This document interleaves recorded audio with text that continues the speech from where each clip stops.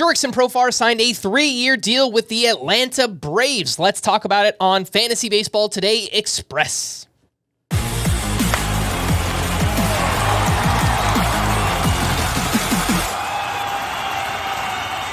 Welcome into FBT Express on Friday, January 24th. I am Frank Stampfl, joined by Scott White.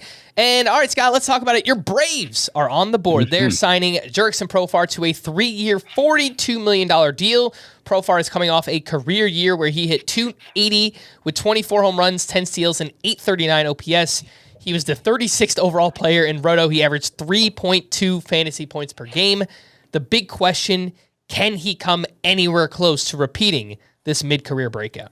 It's crazy that he was a top 10 outfielder and nobody wants anything to do with him. They're staying that far away from him. My initial inclination, even as somebody who wanted to avoid Profar in drafts, was to put him 126th in Roto leagues. So that's almost 100 picks earlier than where he's actually going.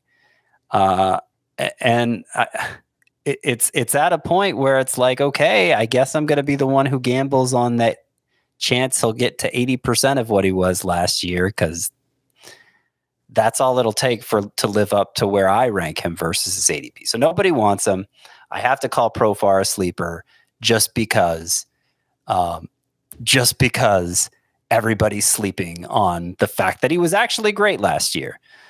It's obnoxious, but that's what has to be done. Now, the Braves signing him, is that going to cause his ADP to go up? One would assume, if only because he has a team now, and the team is known as a strong offensive lineup that could potentially bolster Profar's counting stats. There may be a little more enthusiasm surrounding him because of that.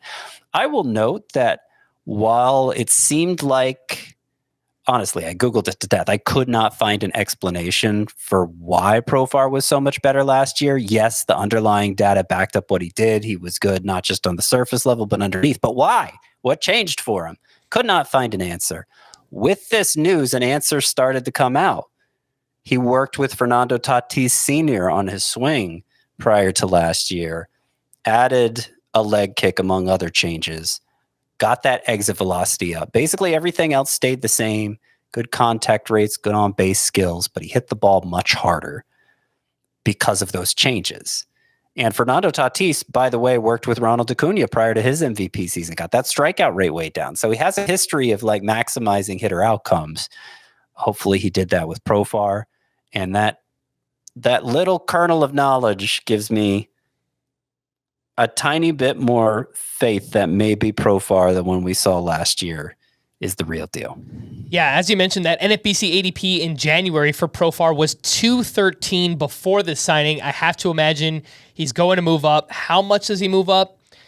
175? Does he get all the way up to 150? I don't think he'll get that high, but I think he'll probably move up a couple of rounds at least. And even with that, Scott, based on where you rank him, it sounds like you will have the opportunity to draft a lot of Jurickson Profar this upcoming season. The other side of things, the Padres lose out on Jurickson Profar. Their current starting lineup has Tirso Ornelas as their left fielder and Eggy Rosario as their DH. So I don't think the Padres offseason is over yet. They've talked about maybe trading away a Dylan Cease or Robert Suarez, someone like that. Luis Arraez. Maybe one or multiple of those pieces are shipped out for outfielders because it sounds like the Padres do need some help in that department. Let's take a quick break. When we return, we'll hit on some more news. We'll do that right after this. I feel home when I see the faces that remember my own. When I'm with my friends, I feel home. Welcome back in. We did get an update from the Dodgers. GM Brandon Gomes said the Dodgers will still manage their late game bullpen based on matchups, but the team is expecting Tanner Scott to have, quote, a lot of opportunities to close games. Of course, that's before any Kirby Yates announcement, which we're still waiting on. Not exactly sure that's going to happen. It hasn't happened yet. We've, heard that they're talking and they could be close to a deal. But Scott, let's just say Kirby Yates doesn't sign. Mm-hmm. What are your expectations, I guess, for Tanner Scott in the Dodgers bullpen? A lot of mixing and matching. That's basically been the way that's how it's been since Kenley Jansen left.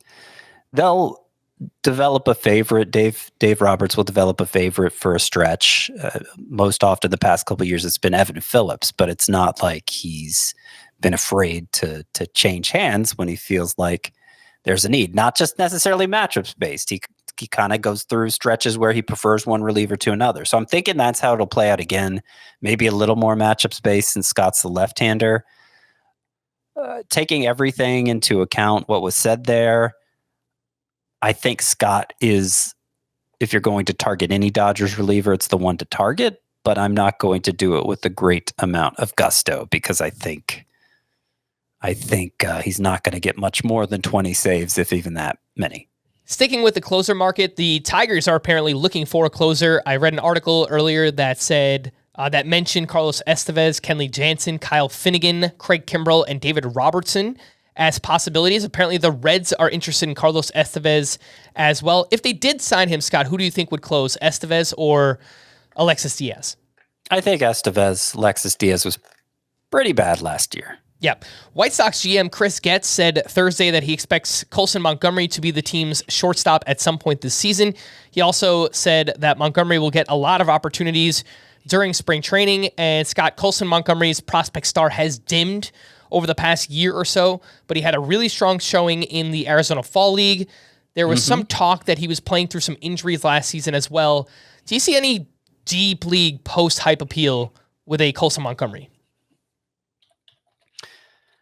I don't know that at this point it's realistic to draft him outside of maybe an AL-only league and stash him in that format in the hope he comes up the first half of the year.